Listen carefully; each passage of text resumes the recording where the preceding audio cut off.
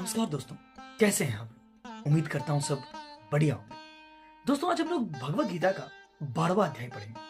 इसके पहले मैंने 1 से 11 तक तो अध्याय आप लोगों को दिखाया है, आप लोगों ने वीडियो देखा है।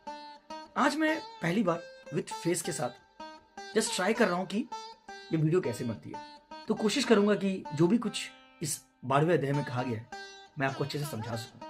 ऐसे है तो ये बहुत बड़ा, लेकिन मैंने इसे शॉर्टकट में थोड़ा बहुत करके अपने हिसाब से स्क्रिप्ट तैयार किया है। तो आइए सुनते हैं इसको। आज मैं आपके सामने उन अनमोल ज्ञान की बात करने जा रहा हूं जो हमें श्रीमद् भगवत गीता के 12वें अध्याय में मिलता है, जिसे भक्ति योग के नाम से जाना जाता है। यह अध्याय में जीवन का सबसे सरल, सबसे शक्तिशाली और सबसे सुंदर मार्ग दिखाता है, ईश्वर के प्रति भक्ति का मार्ग। लेकिन क्या भक्ति केवल मंदिर में घंटी बजाना या दिया जलाना है?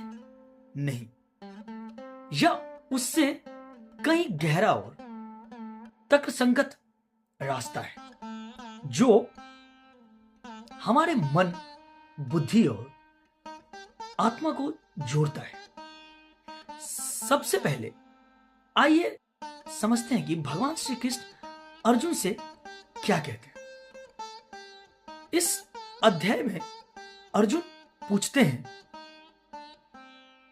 हे भगवान, हे केशव, जो लोग तेरे साकार रूप की भक्ति करते हैं, जो तेरे निराकार स्वरूप का ध्यान करते हैं, इनमें से कौन श्रेष्ठ है?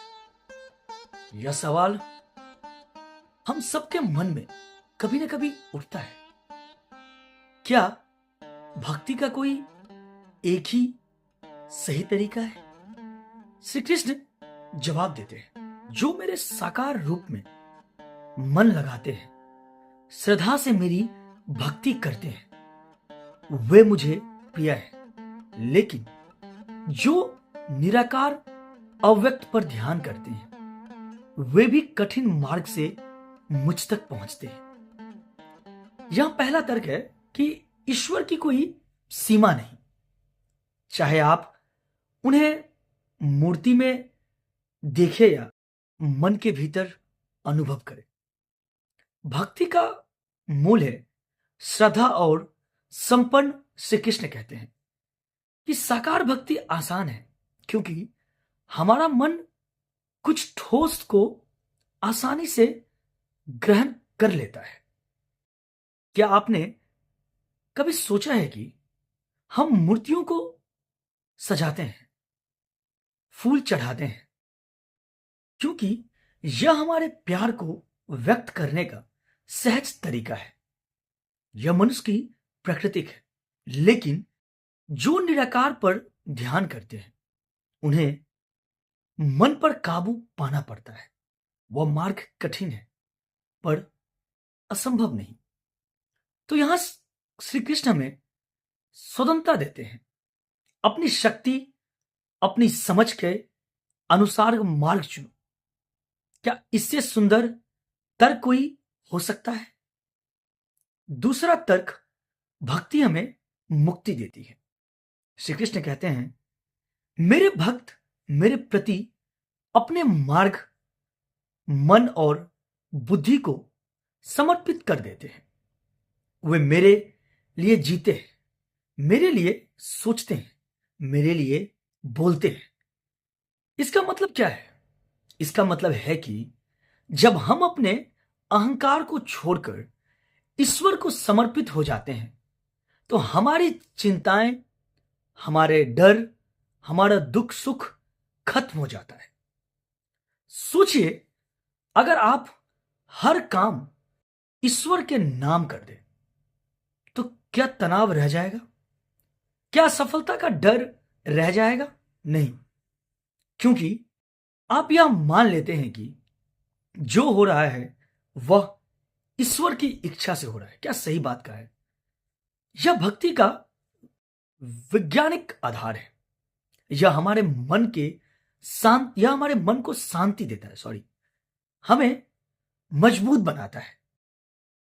तीसरा तर्क, भक्ति सबके लिए है। श्री कृष्ण कहते हैं इस अध्याय में कि ना मुझे जाति से मतलब है, ना कुल से, ना धन से, ना विद्या से। जो कोई भी मेरे प्रति प्रेम और श्रद्धा रखता है वह मेरा है। यह कितना क्रांतिकारी विचार है।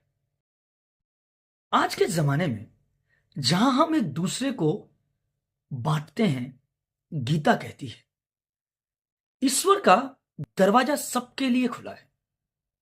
क्या इससे बड़ा लोकतंत्र हो सकता है? यहां कोई भेदभाव नहीं, नहीं कोई नियम कानून, नहीं, बस शुद्ध प्रेम है। अब इसे अपने जीवन में उतारने का तरीका क्या है? श्री कृष्ण कहते हैं मुझ पर मन लगाओ, मेरे प्रति भक्ति करो, मेरे लिए यज्ञ करो, मुझे नमस्कार करो। इसका मतलब है अपने हर काम को ईश्वर से जोड़ दो। सुबह उठते ही उन्हें याद करो, काम शुरू करने से पहले उन्हें समर्पित करो। जब आप गुस्सा हो, थक जाओ या हार मान लो, उन्हें पुकारो। यह भक्ति आपको कमजोर नहीं बल्कि अजय बनाएगी।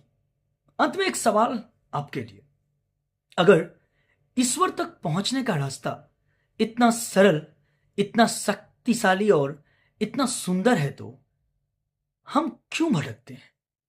क्या सही कहा है? क्यों हम दुख में डूबे रहते हैं जब भक्ति हमें उससे बाहर निकाल सकती है? मेरे प्यारे दोस्तों, श्रीमद् भागवत गीता का 12वां अध्याय में यही सिखाता है कि भक्ति करो, समर्पित हो जाओ और जीवन को एक उत्साह बना दो, क्योंकि जो ईश्वर का हो जाता है वह कभी हारता नहीं। दोस्तों, यही था भगवत गीता का 12वां अध्याय। अगली वीडियो में हम लोग पढ़ते हैं भगवत गीता का 13वां अध्याय। इस वीडियो के जरिए जितना हो सका मेरे से मैंने उतना इसको एक्सप्लेन करने की कोशिश की है। बाकी अगर छूट जाए या ऐसा कुछ गलती हो गया हो मुझसे तो कमेंट में आप बता सकते हो, कोई दिक्कत नहीं है, ठीक है? क्योंकि यार एक्चुअली क्या है ना कि ये बहुत बड़ा है, ठीक है? तो इसको पूरा एक्सप्लेन करना मतलब मैंने किया है अपने हिसाब से पूरा ऑलमोस्ट, लेकिन हो सकता है कि जो ज़्यादा इसको अच्छे से पढ़े होंगे तो उन्हें लग रहा होगा कि मैंने कहीं कुछ मिस्टेक किया हो, उसके लिए सॉरी, ठीक है? बाकी अगर वीडियो अच्छी लगी हो यार तो यार बहुत मेहनत से बना रहा हूँ, ठीक है ना? तो यार प्लीज़ लाइक्स बढ़ाइएगा यार, क्योंकि आपका लाइक्स, आपका एक लाइक, एक व्यूज़ जो है ना वो हमारे लिए बहुत मायने रखता है, ठीक है? थोड़ा मोटिवेशन मिलती है यार, ठीक है ना? चलिए ठीक है, धन्यवाद।